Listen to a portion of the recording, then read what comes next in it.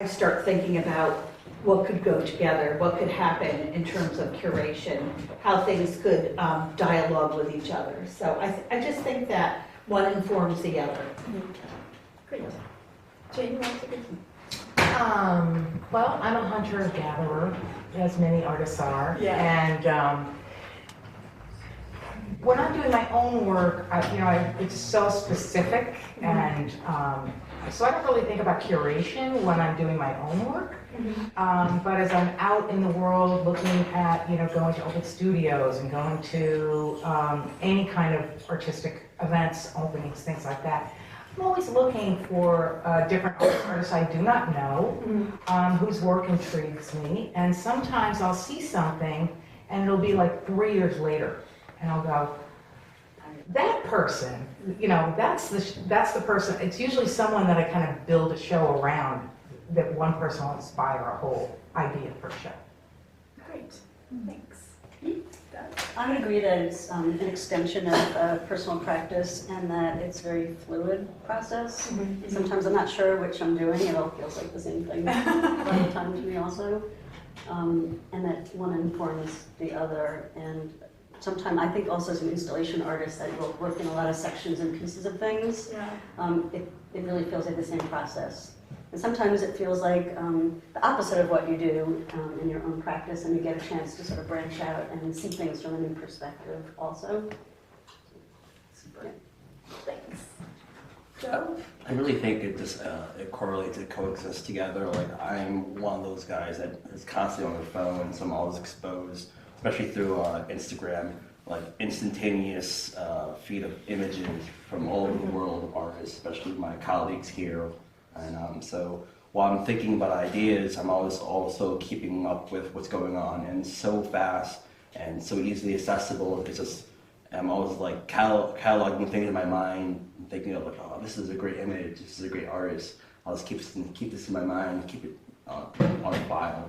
So when I'm doing research and looking around and the process of making work, it's always just collecting here and there along the way. So it's like Sue said, one and the same. Thanks, Joe. Dave, take us down. Does curating inform your work? I really like to keep them separate. I mean, I look at a lot of work. I'm always looking at stuff, and like James says, I kind of put things away and think about it. And then for me, it's like, what if these people were in the same room together? What would happen?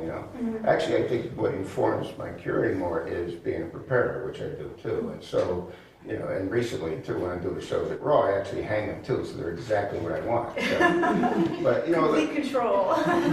But as far as making it almost like it's an art, I mean, that's kind of like what museum curators do, which aren't artists, and it's almost like they're using the artists and their work as employees for them to make us, So I think it's different. I don't want to do that. I want to put people who play in a room, and hopefully, sometimes I see more when they're together than initially thought when I put it in. So. Great. Thanks. I would agree with that.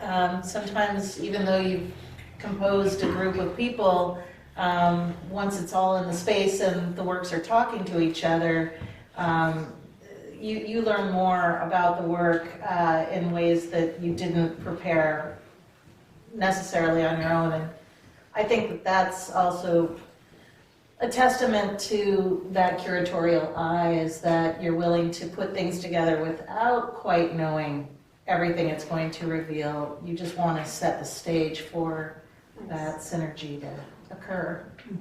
Little fireworks happen. Yeah.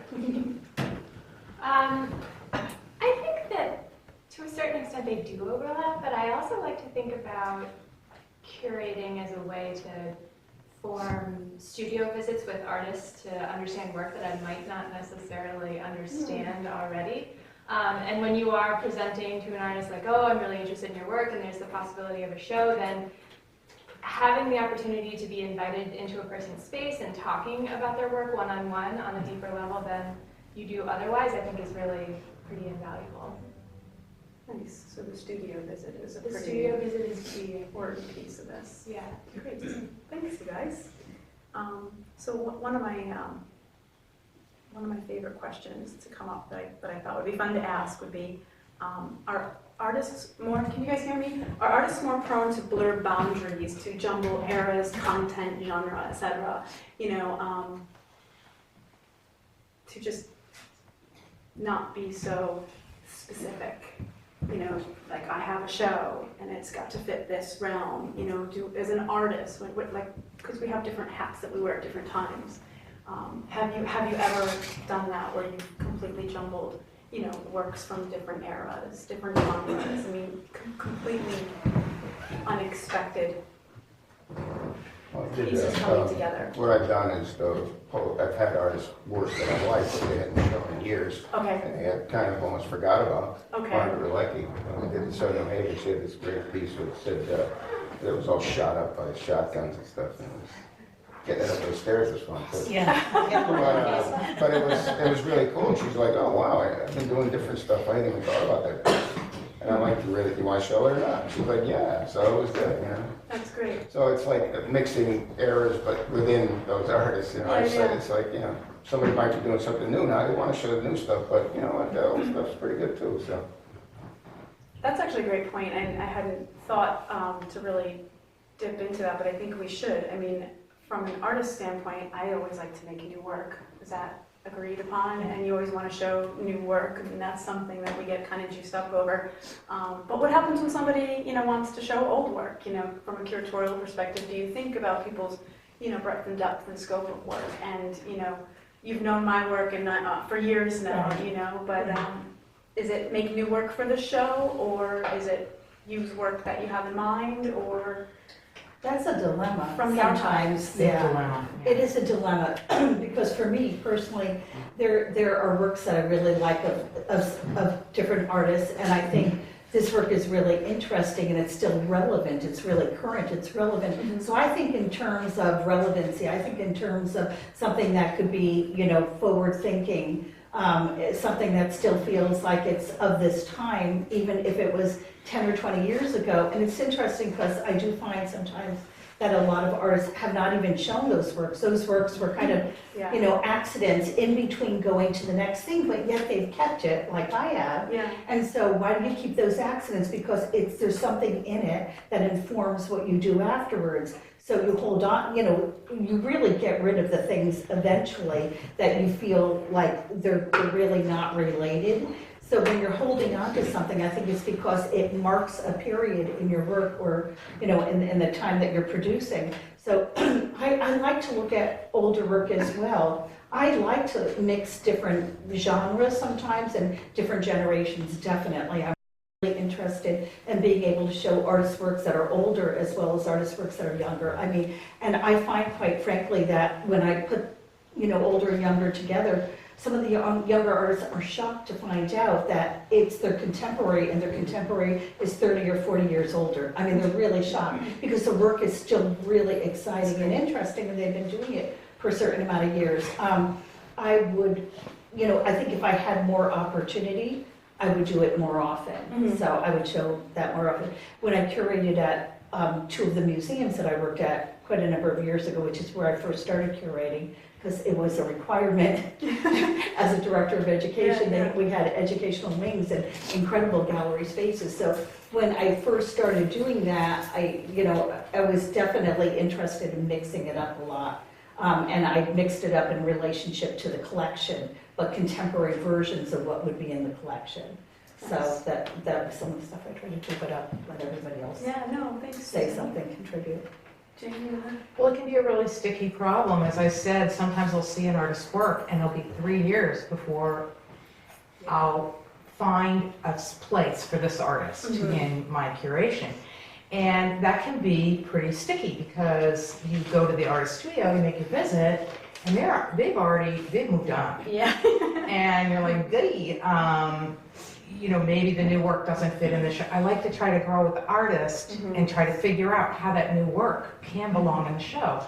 But sometimes it just doesn't. Yeah. And I think artists, most of the artists I've worked with, are happy to show their older work as well, because people see it and then they just become interested in the artist, and you know, then they will grow with that artist too. But it can be quite problematic, but I've always figured out a way to solve it. Yeah, because we have to all move forward. yeah. No, So, that's yeah. great too. I would say it's context. I mean, a lot of times, as an artist, you have, you want to do your new work for the next show. It motivates you. Yeah. And sometimes you have a body of work that just fits the theme of the show.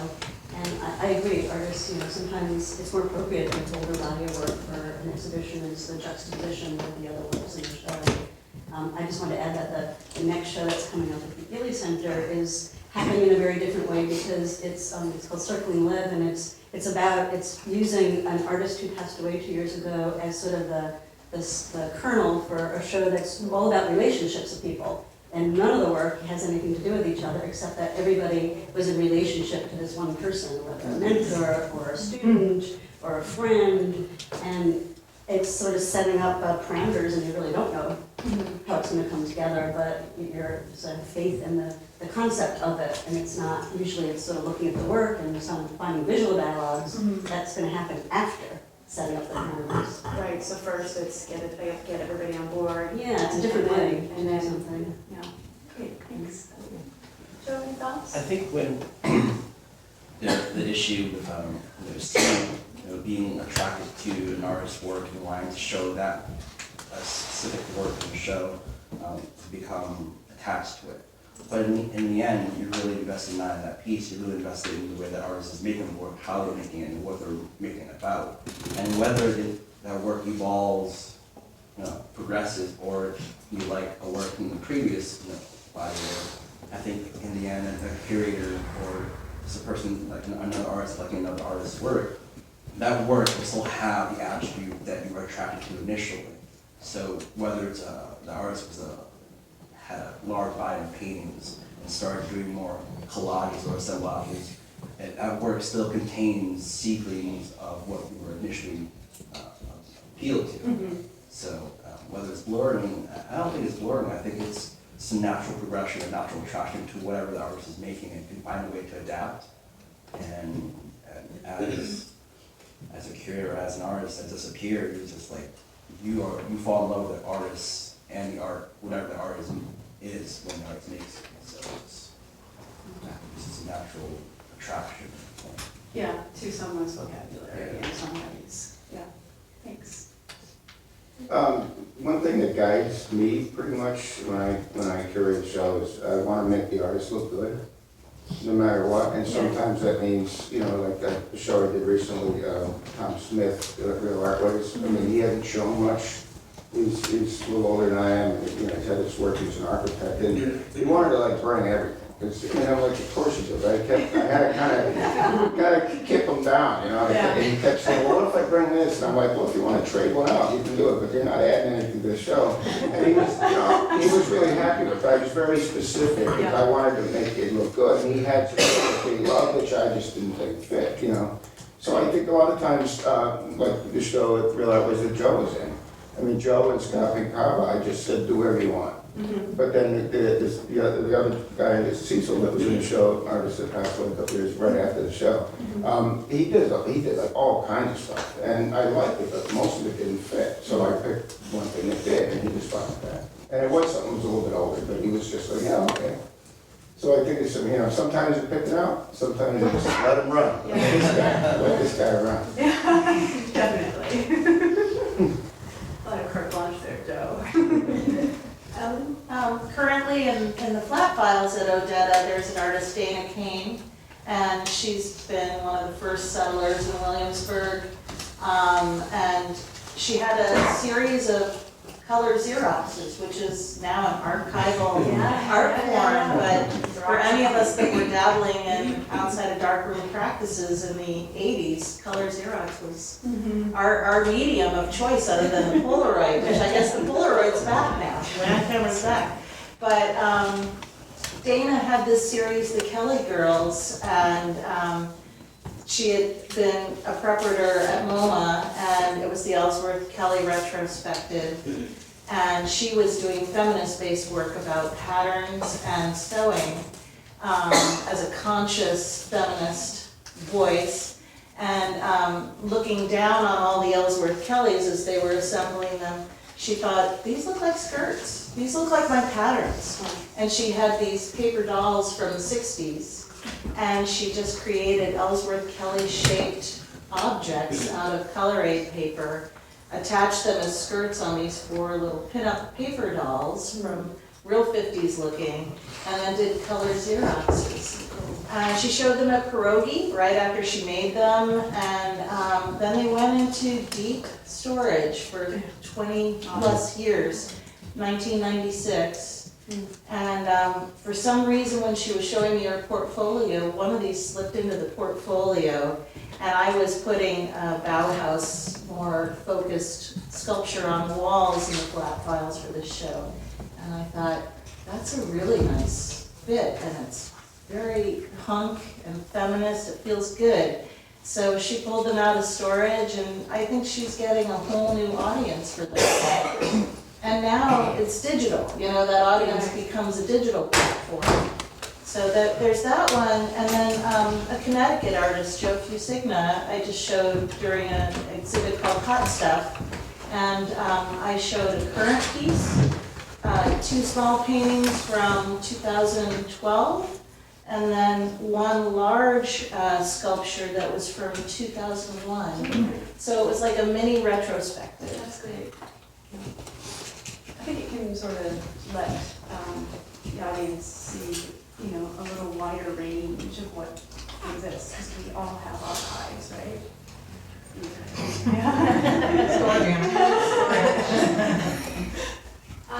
That's true. I like what Joe said a lot actually about kind of starting with the artwork, and I think when we spend so much time just naturally looking at other artists' work that we feel an affinity towards a person's work and then want to get to know it better or think naturally about other works that it seems to be in conversation with. And I do think that can be different from how some curators approach the process. I was interviewing an artist earlier this week for a review, and the curator sat in on the interview, and he was telling me that he got a grant to go to Finland, and he needed to find an artist who worked with puppets. And I was like, that is so amazingly specific. And it's wonderful that you found that guy. And then I was chatting with the artist, and he was like, well, I made this piece that happened to involve puppets. And I don't really work with puppets, but here I am again now working with puppets because I need to. And I felt like I understand it, and in a way I appreciate the creative restraint that can be placed on a person. And I think that with that framework we can make really good work, like when we're challenged to make something that's outside of our comfort zone. But I don't know if that artist would have made something with puppets ever again at the same time. So it's like, how original is the puppet thing to his practice? Like, does it fit really keep working with puppets now that he's been forced to work with puppets? Right. And he came up with this totally, really imaginative and creative work for the show, which is opening on Monday at the Contemporary Art Galleries and Stores at UConn. But yeah, it was, I just remember thinking like, wow, like it would never start with such a specific request for curating a show. It's so much more organic, I think, when you are also a maker. So that's It's actually tough though, because I know that a couple of years ago, the artist I know in Hartford, we were talking, and I guess he said somebody saw a piece that he did 10 years ago and bought it. So he goes, oh, I guess I gotta start making those again. So I looked at him, I said, do you want to? I mean, shouldn't that be what drives it? Just because you sold one piece, now you're gonna start up again? That doesn't mean anything. Yeah. It's just like, you just be glad you got rid of that one.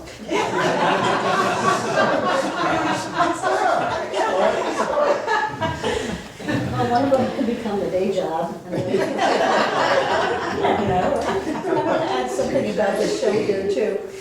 In curating the show, like what Joe said, I had an affinity to all their works. So I felt comfortable to be able to say to the artist, send me 3 or 4 images that you feel good about, that you want to show me, and I'm going to pick 2 out of the 4 because this was exhibited elsewhere where it was a bigger space. So this is a traveling show actually. So, and in this space we could accommodate only 1, and it's accommodated beautifully, did a great job.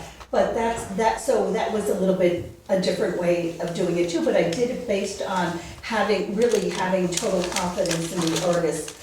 There were one or two people that did send me works that were really surprisingly offbeat from what I had anticipated. And I did have to say to them, I was thinking more about this series. And so I did have to kind of, just so that it could relate to, the general exhibit that I was putting together. But I'd like to do that too. I want to be able to give the artist free rein to be able to pick and choose what they want. Options. Yeah.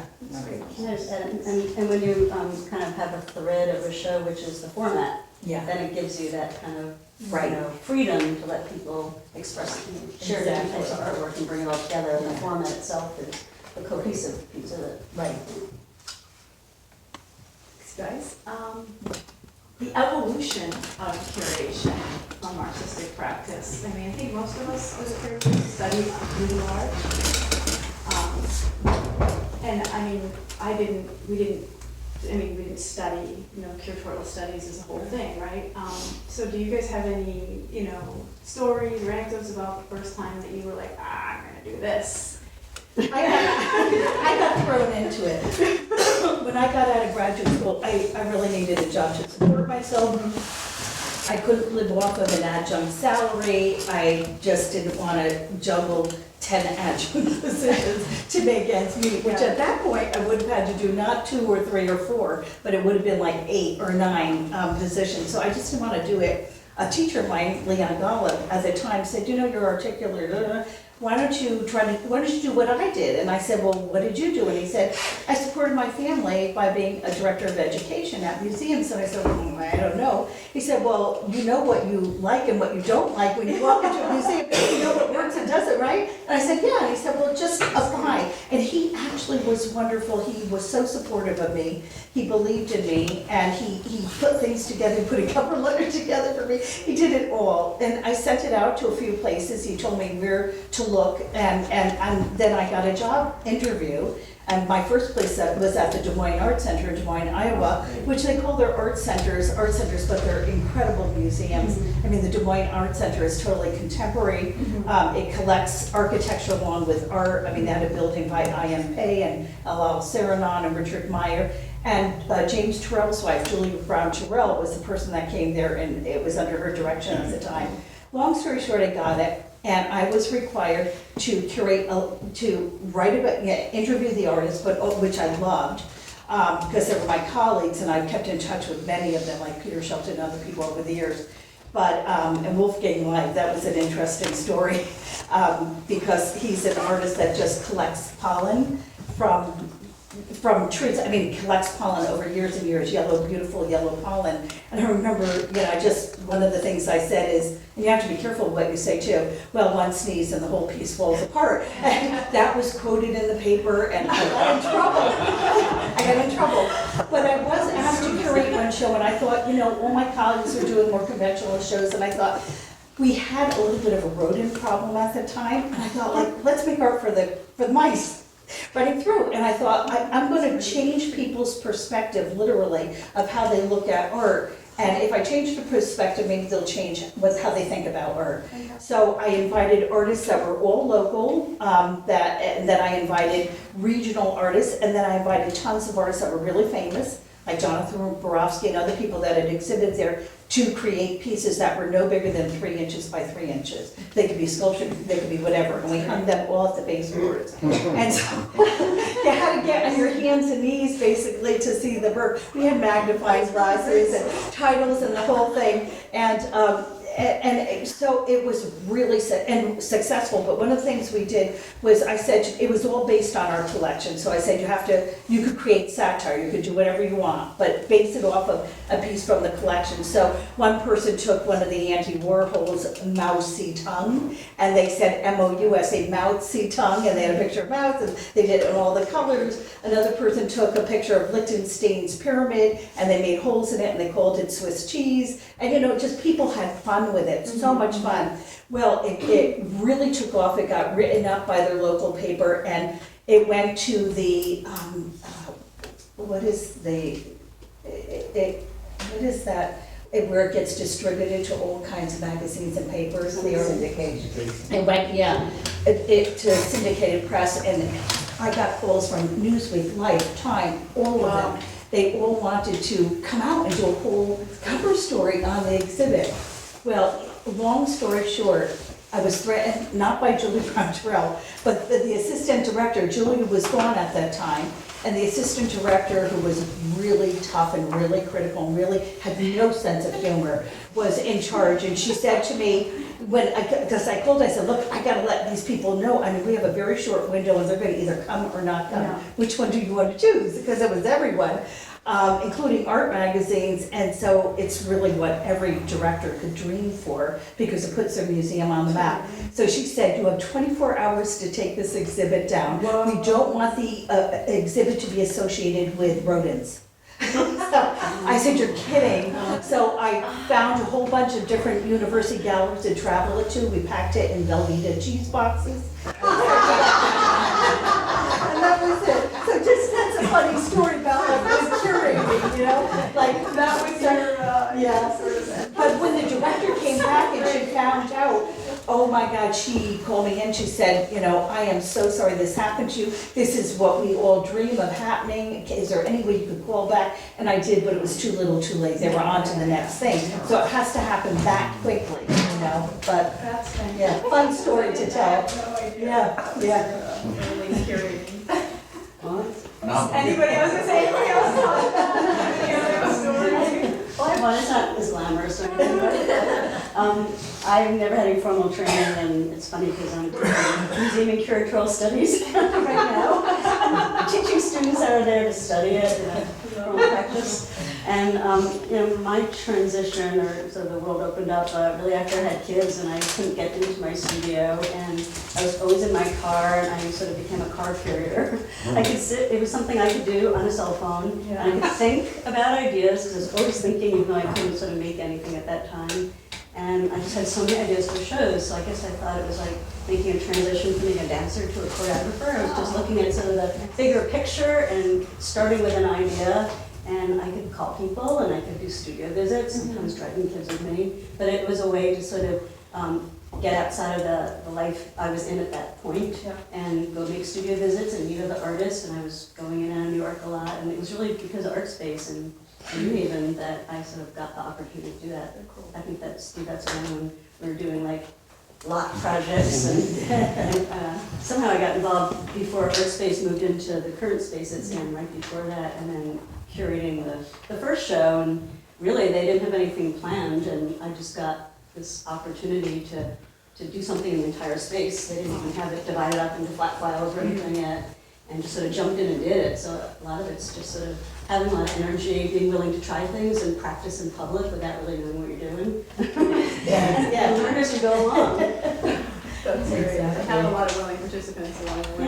Yeah. That's great. Well, the first show that I curated for the Den Gallery was preordained.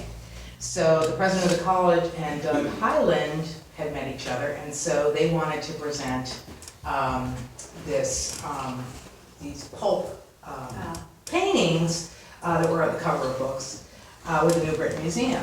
And I was terrified because I had worked with the museum before, and you know, I was really just kind of like, oh my gosh, and I had to have all the security, and people came over and inspected everything, and you know, the most fun was going down into the bowels of the basement of the New Britain Museum and picking things, and then also kind of like, oh, nice lawyer, nice stuff, looking at all the other things.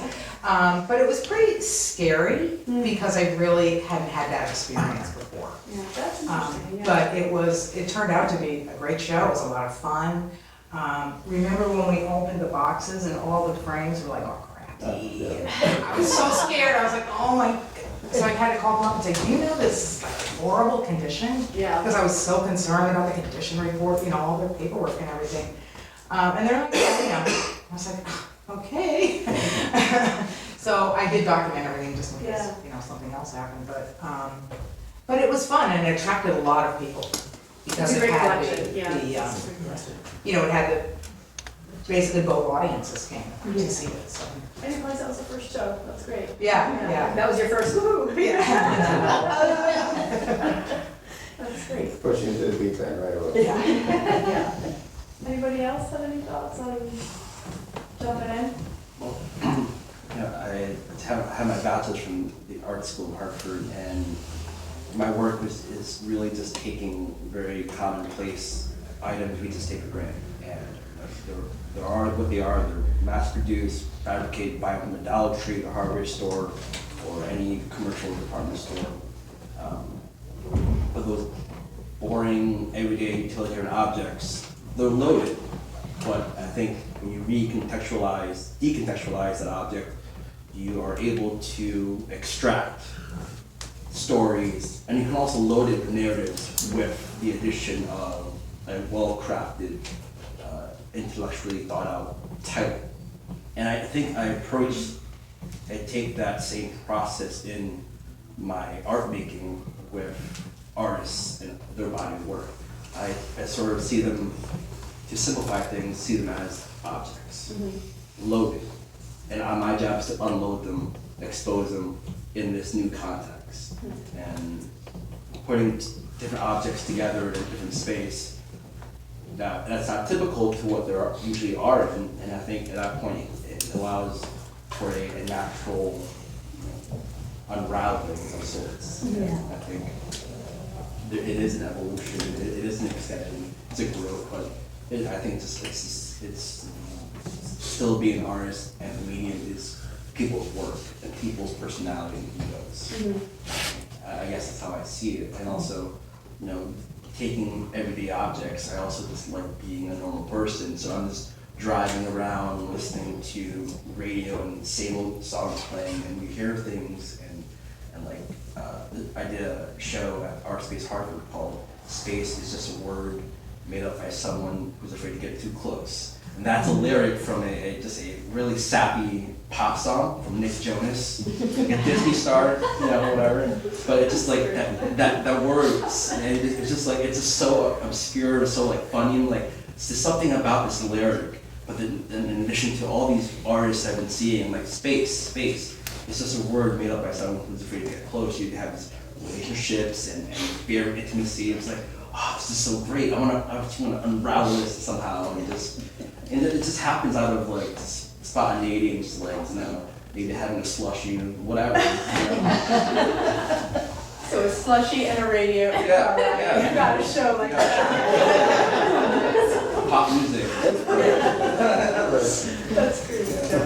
You mentioned title being important. That I would say is true. I think you can confer a lot of meaning through title before you even get to the work, right? Yes. And then we sort of feel the same way about that with our own work. I guess there's Untitled 1, Untitled 2, and Untitled 3. But I think it's an interesting. That's a good analogy of something that's the same with both practitioner and curator. So I have this question that I really sort of wanted to throw out there to everyone. Can a curator's theme overpower the art? Are artist curators more sensitive to this? Have you experienced it? And can it be an over-intellectualized process? Now, earlier I mentioned how a curator as a curator and not an artist, that's the tradition of the role of the curator. And then now enter the artist curator. I do think that the process can be over-intellectualized, and I do think artists are willing to take more risks with the process.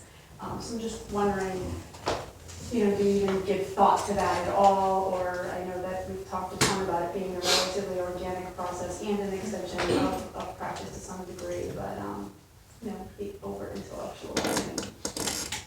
Anybody have any? Never over-intellectual. I definitely just go from the center out. It's not from here, it's from here. Super. So it's a real visual process for me. So. Yeah. And sometimes the work is content heavy, but that comes to me only because I was visually drawn to it at first. So Great. I consider curation just for me, it's like making a bigger painting.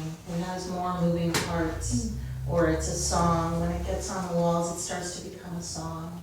And if it's not, then something has to get filled out in order to really amplify the importance of what the other pieces are saying. So, yeah, I wish I was more intellectual. No, I really do. I just think that over time, that's been the role of the artist, the curator, you know, standing in a room on occasion, you know, looking at the work and thinking about it in a different capacity than, you know, that might come from here or here.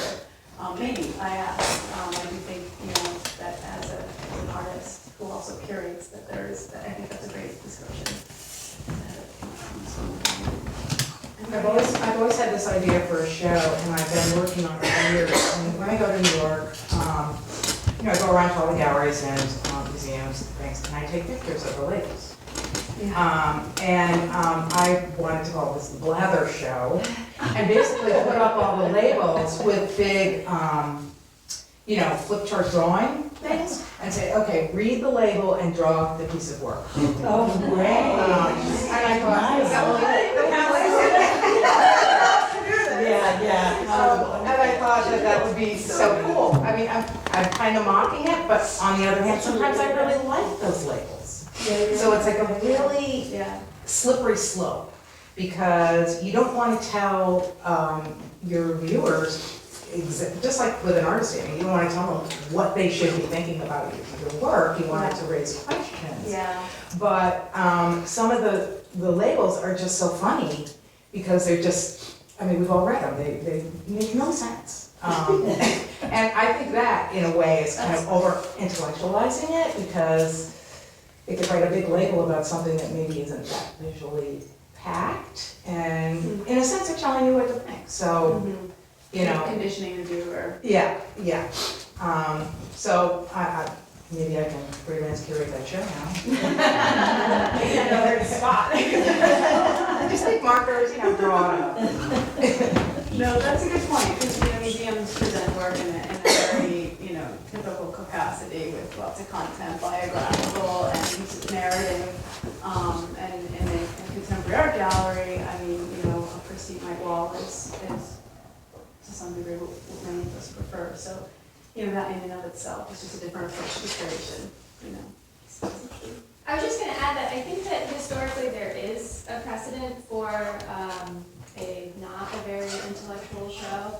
Nadar started showing works of Impressionists in his studio just because they didn't have a spot to be shown. They were not accepted by the Academy, and so artists were just showing other artists' work, and that's how I feel like this kind of evolved. And then things have kind of, you know, they've gone in a lot of different directions from there, I think, but I think this early impulse of rebellious artists showing each other's work is kind of beautiful. And building a supportive environment. Yeah, community building for sure. Yeah. But also sticking it to the Academy because That's really what we want. Yeah, I think David mentioned earlier, like he distinguishes himself from a museum curator, and he has a lot of influence from being an art handler and curator.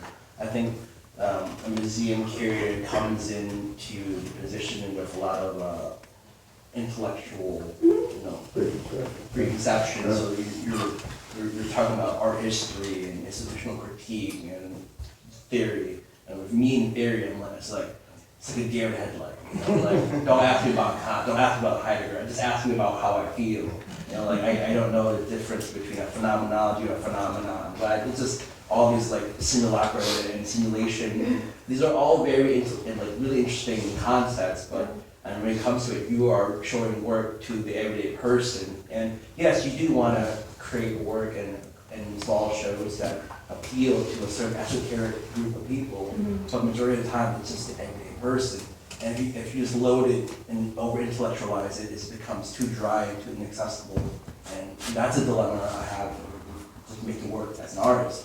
I'm assuming that's a dilemma you have as a curator. You don't want to be too pretentious or too distant from your base, because art is just to be seen by the public. And the public doesn't know anything about you know, the latest French theory about, you know, obscure Aboriginal bananas, and they won't get it, you know, like, there's a place and time for all of that. It's just, I think it's like the rebellious artists showing art of what they like, it's just natural and organic. Grad school. Anybody else have any thoughts on that? I think for me too, it's more of an extension of myself as an artist, and that's more working intuitively and organically. That's far more typical of an artist moving into curation and being willing to put 4 artists in a room just because you want to see what they do with each other, how the work kind of talks to each other, and take a risk that way and see what happens. I have a nice little story. I had the opportunity to show some of my work at the Ellie Center for the Silence Breakers show with Rashmi Telpad, who's a phenomenal artist and colleague and friend of Debbie's and mine. Rashmi said, "Hey, Mel, I have this great, you know, I do want to collaborate, and our works, you know, they have a lot of great, you know, meaning if we put them together, and you want to show them." I said, "Absolutely, of course." And so I see Debbie, we're installing. I'm like, "This is such a great idea. You know, thanks so much for the opportunity." And she like, "Yeah, you know, I might have put that bug in Rashmi's ear, you know, to sort of further develop the idea. So there's my work and me as an artist, Rashmi's work and her as an artist, and then there's Debbie." And me saying, how you guys should work together. Yeah, but it was really organic, and it was just, you know, you sprinkled it out there, and it happened, and it I think was a really, you know, strong presentation of work that was. Wouldn't have happened so otherwise that way. So it gave a new opportunity for your works to intersect in a new way, in a new place. And that's sort of artists all working together. Yeah. But part of it was sort of me wearing my curator hat and my artist hat to At the same time. take it off, put one on for a second, you know, just to kind of like see both of your work in a different way. Yeah, no, I'm still thrilled about that, so thank you. So I think I'm gonna end with one last question for everybody to take a stab at, and then we'll take some questions. Contemporary art and the exhibition as medium. Thoughts? So basically as a maker, as a curator, the exhibition as medium. Do you ever give that thought? Does that ring true? I think for me personally it does, which is why I'm tossing it out there. But what are your comments on it? Yeah, I mean, I think we're all making things in order to communicate. So what we need to complete that line of communication is to get it out there, wherever there is. It could be a spontaneous happening with a group of artists in a living room or the woods, but as long as it's out there, it is a part of the medium for that work of art, I feel. And we're all really, I think we're luckier when we have that chance to see our work get completed in that way. I think this particularly makes sense if you happen to work in installation as well. Like you can build things in your own studio, but unless you have that beautiful gallery space to install it, sometimes the ideas stay up here and never get seen in the public. So, yeah. Yeah, I'm an installation artist, and definitely, for instance, I have an installation called Botanical Tyranny Parlor, and it's a furniture set, basically, and I had shown it a couple of times in 2 different galleries, and it really just became more of a set piece. Yeah. But then I got involved at the Healy House, who actually has a Victorian front parlor, Looks amazing. and putting it in the real parlor Whose idea was that? really changed the way I am going about it. It's, you know, because it is site specific, and every time I do it, it's absolutely about the space that I'm in. So I was thrilled to have that opportunity because, you know, no one else was going to give me their Victorian party. I was trying, but they were like, no, I don't think so. So that certainly changed the context of it. So that is my medium, Yeah, you know, other people's spaces. and it really is true in the parlor as Yeah. as the work is now. Yeah. That is also an example of like me as an artist seeing your work online, and I've never actually seen the Great point, piece. yeah. I really just saw, you know, it as a set. And when we were organizing the show, I mean, the Lloyd Center is this gorgeous, you know, house built in 1908, and there's a front parlor, and I just pictured that piece, from only seeing it online in that parlor. Sorry, I didn't know that, but, It was really good. It was great. yeah. Well, for me, just add that the exhibit that I created with you in it, Making Space. Yeah, so that was a space on the top floor of the Institute Library in New Haven. And I was asked to curate something there, and really, honestly, it was a god-awful space. I mean, it was just, it had, you know, brick falling down and pipes exposed, and it had, what are those beams called in the middle of the wall? Chair rail, yeah. Chair I have the rail, other all picture. crap, the whole thing. And it had like 4 doors in the room, and it just was crazy. A lot of windows, and just a crazy space, crazy coloring, and I just thought like, oh my God, what are we gonna do? Oh, it had a beautiful vent for heat, but it was in the middle of the wall. I mean, so what I did was I basically told all the artists, I looked at artists whose works were installational, like mine, and kind of, you know, all different sizes, so that they could work, you know, with the space. And I said, here's the problem. Pick a problem and make something in conjunction to the problem, like make a piece about the problem, make a piece surrounding it, you know, whatever it might be. And so I just used that example of, so that became the theme. Yeah. So it kind of got built in as like, you know, the horrible space now became an opportunity for artists to kind of play with space and literally transform what they normally do and have a dialogue in relationship to whatever disturbance there was. And there were great disturbances, and the artists did an amazing job, including your work. Yeah, there was like, suddenly the banister and the vent were celebrated. Yeah. The show, you know, Yeah. like, there would be no work. Yeah. Have been able to respond. I mean, one person attached like a wonderful kind of frame that was all just painted very abstractly but beautifully. And so it was just kind of the frame itself, and attached it to the vent area, so it kind of came and folded out of it. It was wonderful. And Kevin Daly painted like some of the pipe and kind of integrated his painting right into the wall, right into the brick. I mean, you know, it was. So much for a bad space. Yeah, And what is a bad space, and whether you're the artist or the curator or doing something, some version of both, you know, having something to respond to and have attention. Is energizing, whether it's open studios or, you know, doing projects at Governor's Island, where it's falling apart, you know, military base, that sometimes you make your best work that way. Yeah, it's true. So sometimes the concept is really that, you know, it's like really intertwined. Yeah. Cool.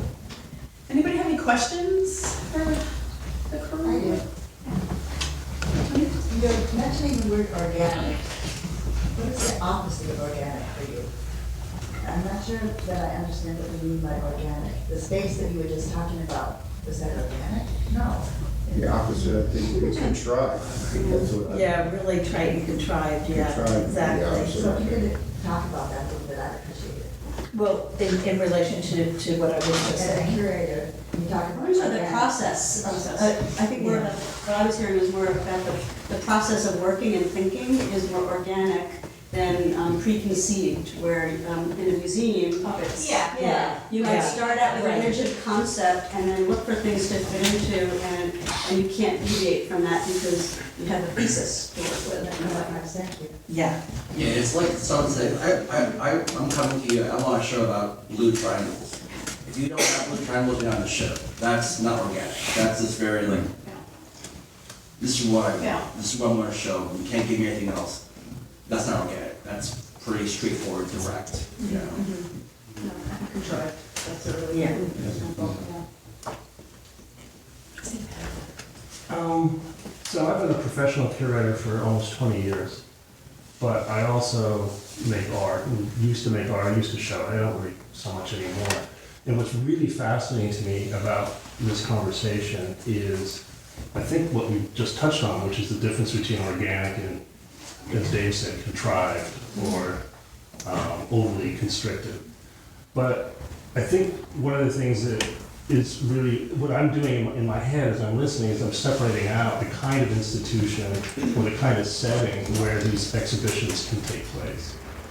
Because a museum has a very, very specific goal and responsibility, and in fact a trust. It's what it's supposed to do. So one of the things that I'd be interested in hearing more about are experiences that any of you have had, because I've had them, of curating as an artist and leading as an artist, but doing it in an institution that is traditionally curatorially driven. Like, and you described a beautiful instance of that at Des Moines. But does somebody get the distinction I'm trying to make? That, in a space like this, you can be as organic as you want. There's no didactic, not even just an impulse, it's a mandate. Right. What does this mean? Why is it on the wall? Who chose it? Why is it here? And just one little anecdote for myself, one of the exhibitions I'm most proud of as a curator is one I did with work I didn't fully understand and I didn't like at all. But it was my job. It was my job to put that exhibition on and as Dave said, to make the artist look as good as possible. So it's just, I don't know if that makes sense, that flip-flop between where we're talking about actually making the exhibitions. I think there's, like, if you're curating for a museum or a different type of institution, there's often a lot more time that you have to play around with too. And I think that museum goers do attend with an expectation that things will be a little bit more put together sometimes. So I think I don't have actually a lot of experience curating with a ton of time or curating in this contrived way that we're talking about. But I think I can totally understand the point of view. Like, I can understand wanting to put together something that is more like, well thought through or has fewer loose ends. It just hasn't happened like that for me.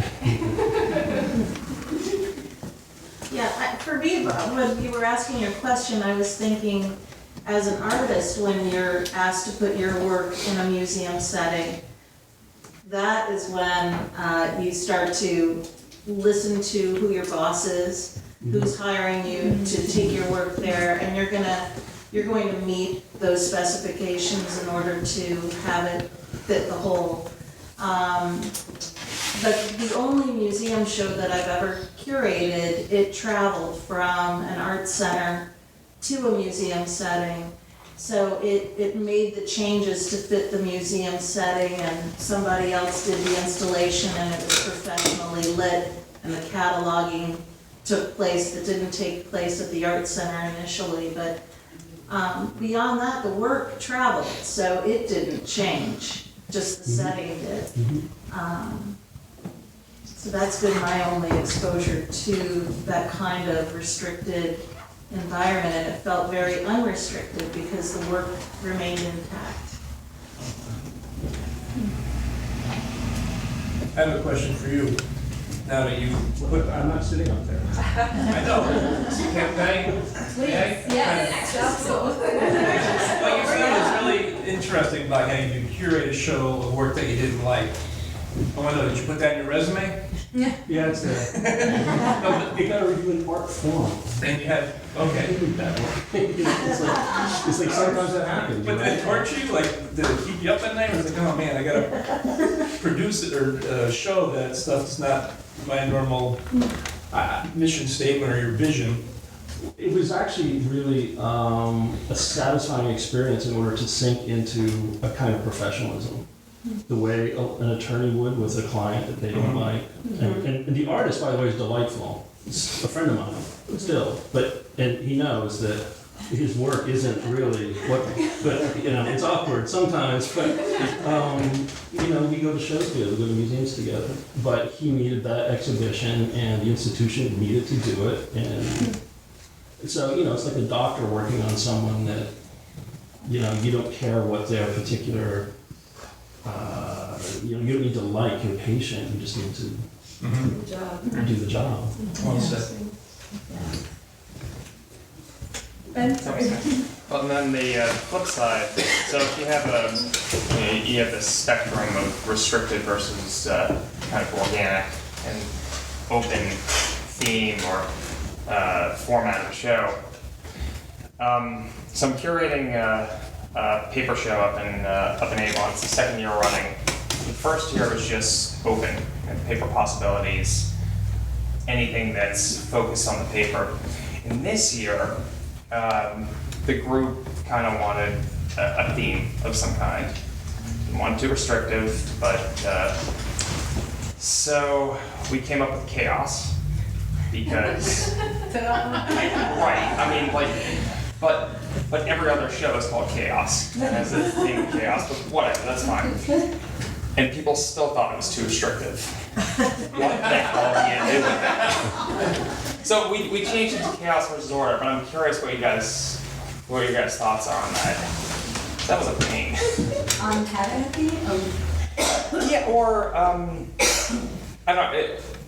In trying to, I guess there's a lot there. There's the idea that, I mean, the artists don't have to follow the theme in this case. It's just it's a group that gets together and they put on shows, and if you follow the theme, great. That's awesome, but you don't have to. But you're working with a whole group of people that have their own thoughts. Is chaos too restrictive? Because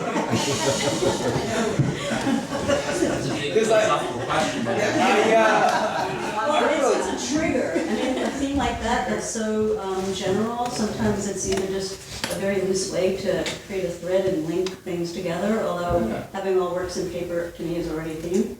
So then you're sort of giving two themes, so then maybe two themes are too restrictive. Yeah. That's something that I've sort of tried to weigh over the years and find that that's where you start to become restrictive. If there's too many givens, so maybe that's That makes sense. Was the theme sort of consensus?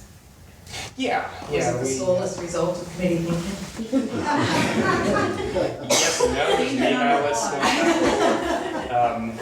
There has to be, voting.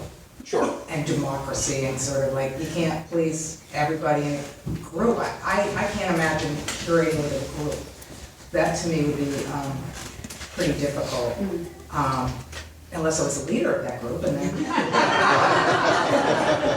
Okay, so then maybe that's the difference. This is kind of a more like an email list, reply all, goes back and forth. Okay. So it's a different sort of stage, maybe. Yeah, I thought that was so interesting. We were talking about the difference between curating a museum and a gallery or an art center is the time. I love that because that's probably makes things more exciting because you don't have that much time. So you're calling up artists or artists are coming in, it's like you have this much time. Like that just happened to me at the art center show because and I was like, you're not giving me a lot of time, and you just looked at me like, so what? And I drove home and I thought of somebody to collaborate with. And it's like, it forces you to, as artists and like you didn't. yeah. No, I was like, saying no. But the time is really interesting, and I think maybe as artists, we just like, we have that deadline and we go into overdrive and then our brains start like moving it. And the gallerists must do the same, curate, it's just like, let's do it.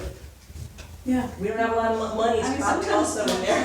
I think that's the blurred line too of being an artist and a curator, is that, and economy means, and also that sometimes we all do our best stuff when we're under pressure because you don't get it yourself and you just do it. So either it's timing, either it's just like, wow, this is a really good time for me to explore this, or it isn't. Right, and then you're forced to use a material that you're maybe available instead of like, waiting for the perfect thing to happen. Yeah, make a perfect thing and spend a little bit more money or something you gotta do with your own budget at the time. And, My first experience, which this is where I met my buddy Gil here, was I used an empty storefront in Middletown that I had seen for a while. So, and what basically was the idea, is all these friends I had that were doing great work, nobody was showing. So I said, well, why don't we all just show? So, kind of put that on, and Anyway, so I ended up doing a series of these kind of hit and run shows. I don't like the word pop-up. Yeah. So then when I started getting like the art race, you know, and that was some years ago, and now it's got me back and I've been doing some things, but I kind of got this where they know that I pull stuff off quick, because you get an empty storefront that's for rent, and they go, yeah, go ahead, put the show on and clean it up. But it's like, I actually had one, I cleaned the whole thing up before I installed one piece, somebody wanted to rent it, and I figured I'm out. Yeah, it does happen. But luckily, that particular landlord was so happy, because that place was full of junk for 6-7 years, so he let me do the show. And, but I got used to it, so like the shows, like Steven's show that's at where I was now, and the group show in the middle gallery, basically he gave me 4 weeks, and one of those weeks I was on vacation.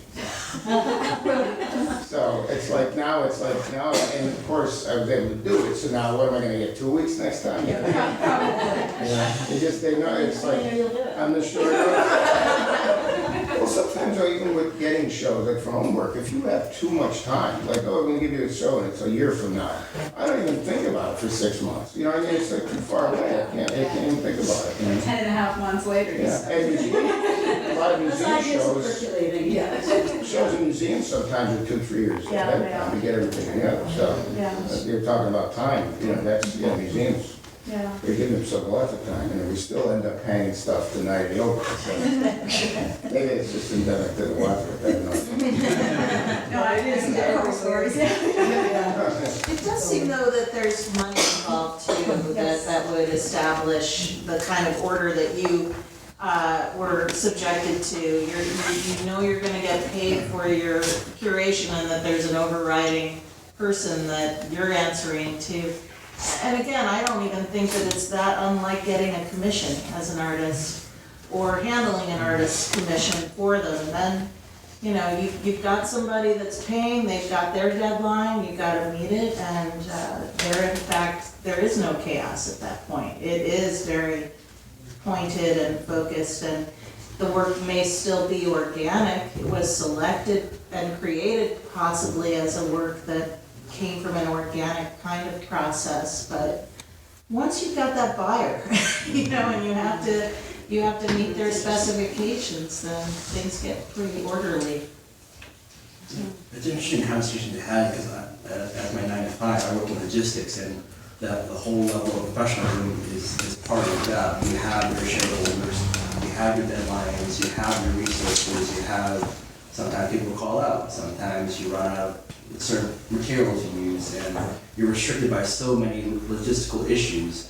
And I feel like I guess you would call these like artist, curator shows, I think there's a lot more liberty and freedom is taken there, because there isn't this confinement and like a outline of resources or a contract of sorts. It's just really going and just like a hit and run, you know, whereas There's no gold plaque, it's so responsive.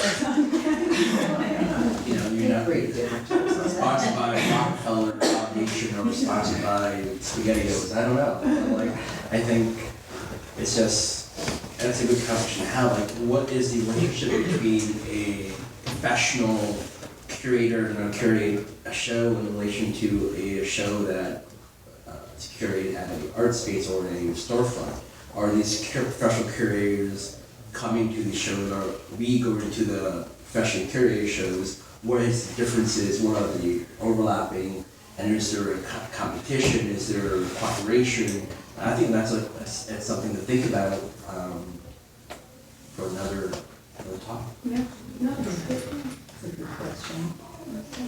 What's the consensus on artists, curators curating themselves into shows? That's a good question.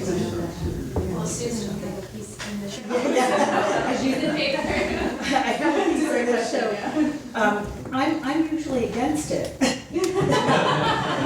am generally against it. I really don't think that if you're curating a show, you should put your work in it. There have been 2 occasions where I've done that, and it's because most of the artists ask me, why aren't you participating with us? Yeah. And so then I gave that a lot of thought and a lot of relevance, and I thought, okay, I see their point, and I'm gonna do it for this. But generally, I like to keep it separate. I feel like if I'm curating, I should really, it's about them and my relationship to them, but it's not about my work, it's about their work. And it's about my thought process, like Joe was saying earlier, in relationship to their work. How do I look at materials, or how am I looking at techniques, or, what are the issues that are of interest to me? How am I looking at size, for example, because I do large work and curate sometimes large installations as well. So that's just me. I don't know how everybody else feels about it. As someone with a new space, I can never foresee my work out here, and I get a lot of people who come in here and say, "Oh, this is all your work," and no, none of it's mine, and my work is in the back, so I call this a hybrid space. It's a gallery and a studio, and I feel like that's going to work for now. I can't imagine. It just wasn't what motivated me personally. So, anybody have questions? I'm sure you do too. Yeah, I do. Anybody else? But you know what? Sorry. It's funny though, is that, when I'm doing in raw or institute library in professional spaces, I don't put my work. Yeah. I did when I did the hit and run shows, I pretty much footed the bill for those. Yeah. If I'm paying for it, I should be able to do something. But I usually waited till everybody's was set, and if there was space left, I would do something. The thing that's funny though is you look over the years, shows that are curated by artists in New York, they're always in it, and they put themselves in with well-known artists, and then their career gets off. Yeah. So there's something to be said for it. Interesting. I wouldn't, That's a good point. There was a question in the back. Yeah, hi. I work with a lot of young people teaching art, and one of the things that I'm trying to teach them about is curation. So I wondered if anybody on the panel had kind of any ideas on how to communicate kind of the difference between making art as an artist and then curating art as an artist. What your opinion is on kind of, I noticed when I teach art education, there's kind of a lack of glam or, that kind of, especially with youth in high school. And so I wondered if anybody had an opinion on that or if had any thoughts on teaching young people how to curate. Just with your art management course. Yeah, I think a lot of ways to learn is letting them sort of be mentored and be in situations where they could assist, and see what it's like. A lot of it isn't glamorous. A lot of it is just a lot of picking things up and keeping track and patching walls and to really kind of see the nuts and bolts and have sort of the conceptual piece of it and the practical piece. But I think it's just to come in. I know with the Ely Center, trying to have more ECA high school students get involved also and have them sort of be mentored by artists that are in some of the shows or come in when we're hanging a show. And one situation, they had a show of their work, high schoolers, and then they came back in the following week when their show came down to see the space kind of occupied by regional professional artists and sort of see where they fit into it that way. So it's exposure. I think it's also tapping into what the young students, just ask them, hey, one day bring in 5 things you like. That's just the initial, natural, essential part. Whatever objects they bring, that will speak volumes about who they are, what they like, what they're into. I think that's a nice way to start. It's like what are they into now? What are they attracted to? What do they value? And through these objects, through what they bring in, or if they bring in nothing, that's a bigger issue in itself. It's just just start small, ask them what do you like, and then that's, I think, the first step to realizing for young people how to curate, I guess. One of the things that I've done, and I teach also, is I talk about philanthropy with my students. And so I ask them collectively, I put them into groups, and I ask as a group that they each pick a place, like a soup kitchen, a women's shelter, whatever, but, a children's section of a hospital, and then when we're usually at least once a year, so once every 2 semesters, I try to get them, so I talk we go and visit the spaces and we see how empty they are. I try to set it up. And what I do is I set up something so that they meet with the director of that space. And so I asked them to put together questions, to ask the director, what are the needs? What would people like to see? What happens in the space? How long are they in the space for, or there? And then based around that, they put together, they each, using a material that I've taught them over the semester, they take a material and they create something that usually becomes an installation because the places are so empty and so in need of color and of warmth. But they put something together on their own, and we also talk about the level of expectation.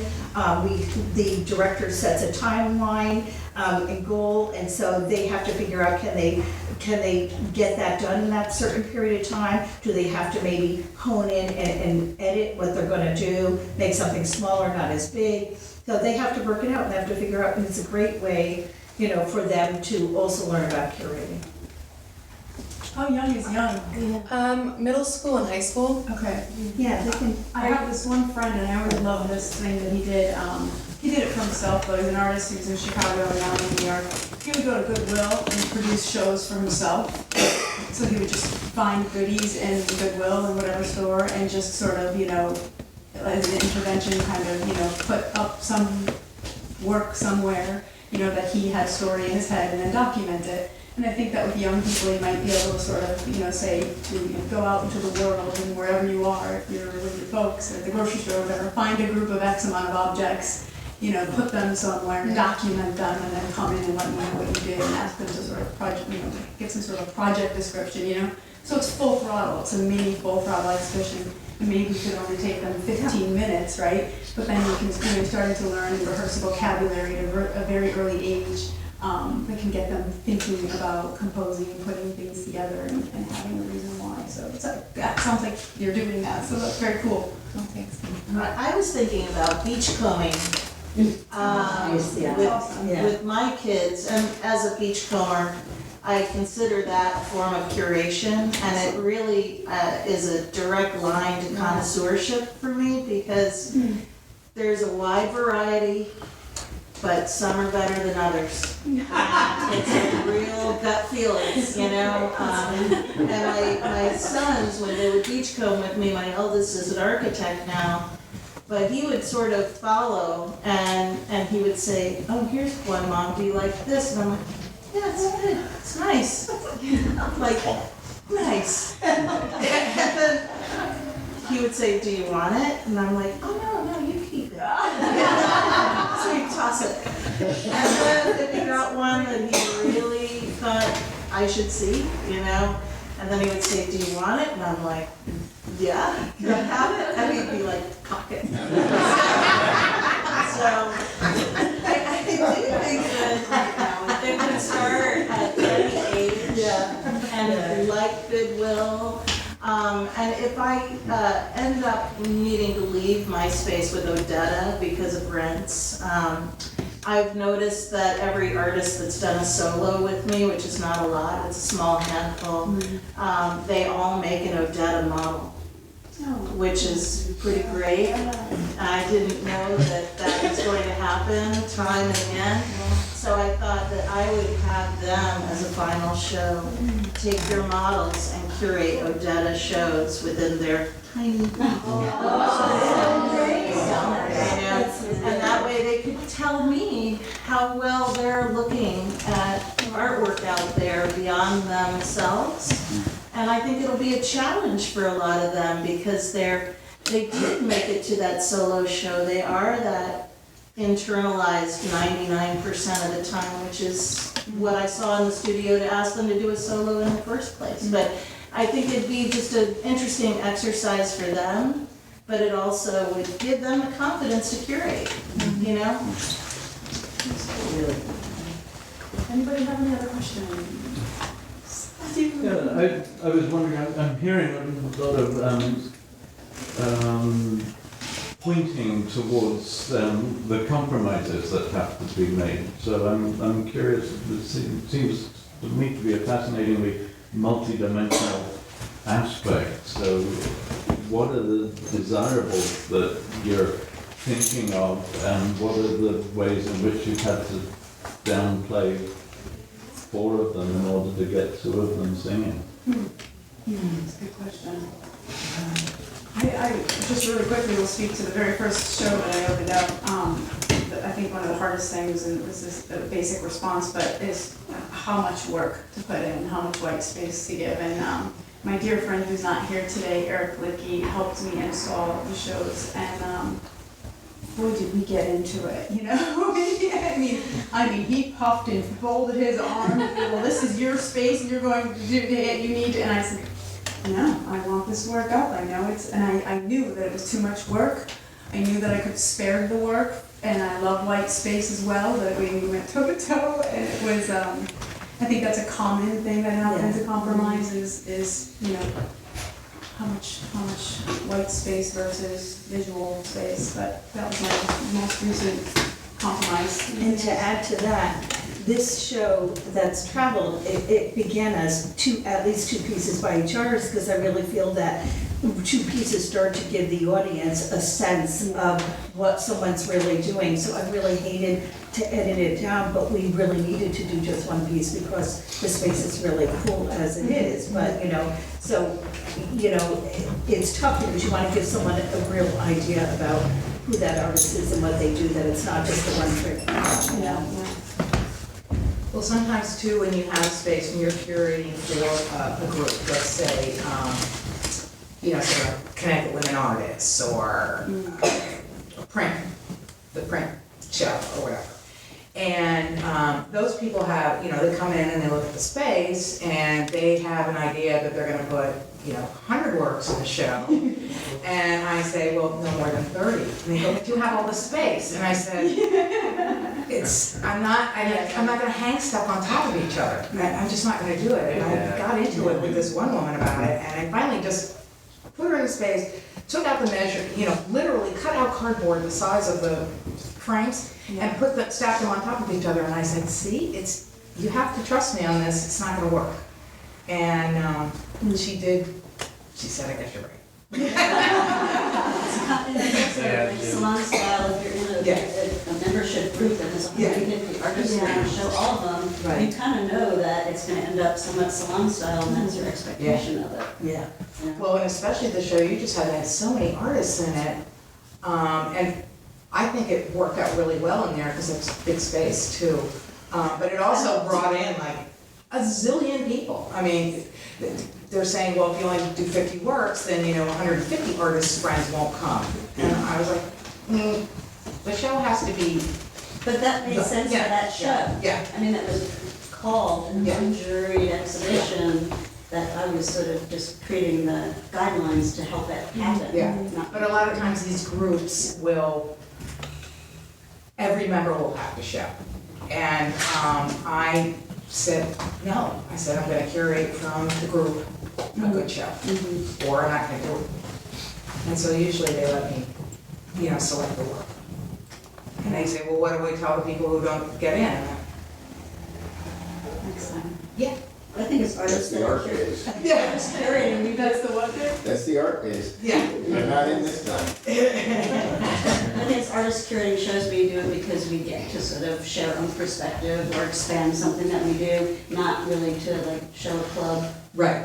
of work. But they would always a different type of But for example, with this show, there's so many artists' works who I just love. So I decided to do A Mighty Minutes 1, this is version 1, A Mighty Minutes version 2, version 3, and up to version 4 was everyone saying yes, 30 artists in each version, and I'm still like, I could just keep going, but I have to stop at some point. Why? It's so much fun, and I want to do other shows, I have other ideas for other shows. Get my students to do it. That would be good, I mean, I'm game. I think a big stumbling block is available time. Yeah.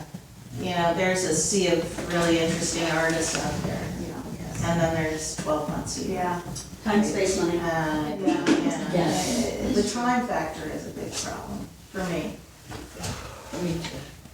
I'm working on a show right now. I'm curating with another person, and she's not an artist. She has much more of a background as a curator. And we both selected artists that we want to be in this big show. And a few times she said, well, do you really like that person's work? Nobody in this room, and I'm trying really hard to stand my ground. I'm like, yes, that person will be in the show. And it goes both ways. She's picked a few people where I'm like, oh, it seems really boring, but I'll let you have it. But at the end of the day, I think it makes a stronger show, and we both kind of let each other have what we want in the show. But, or maybe not, we'll see. And she comes from a position of not being a visual artist and being specifically a curator, a museum curator. Yeah. So. And her whole way of approaching the show has been fascinating to me too, because we started doing studio visits in the fall for a show that's happening in May, which at the very beginning I was like, well, shouldn't we wait till like March or April? You know? And then I was visiting artists in their studios and they were like, okay, but we're gonna meet again in March or April, right? And then you're gonna pick the work. I was like, well, we could do that. And her approach has been like, no, I'm picking the work. When I see it, I pick it and it is done. And I've been like much more relaxed about picking the work. I still haven't picked all of the works. I know vaguely the artist at this point, but she's been much tidier. The checklist is ready to go. Yeah. Insurance values, oh my God. Yeah. Is it because you know artists are going to be doing new work, because you're an artist and you do that also? Yeah, exactly. And we did have those conversations. I was saying like, oh, I really like this, and then a few artists would be like, oh yeah, but who knows what I'll have in 4 months? And I was like, yeah, who knows what you'll have in 4 months? Like, I'll come back.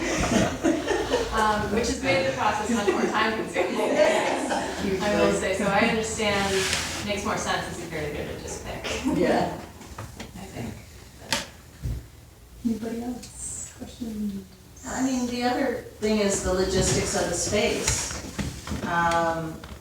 For summer shows, I like to give a sculptor an opportunity to do a monumental piece, a singular piece, but they can't walk it in the door because the door is pretty limited. So they have to, figure out how they're going to make this assemblage occur. And that's been a nice challenge, but the door is really scary. It's a glass door, a glass round, poorly designed set of steps coming into it. I've had trucks backing up to it with very heavy concrete. It's been kind of a logistical nightmare, the door. But we deal with it. It's a given. Modular. Yeah, modular. I think this was a great discussion, and I want to thank everybody for coming and hanging out with us.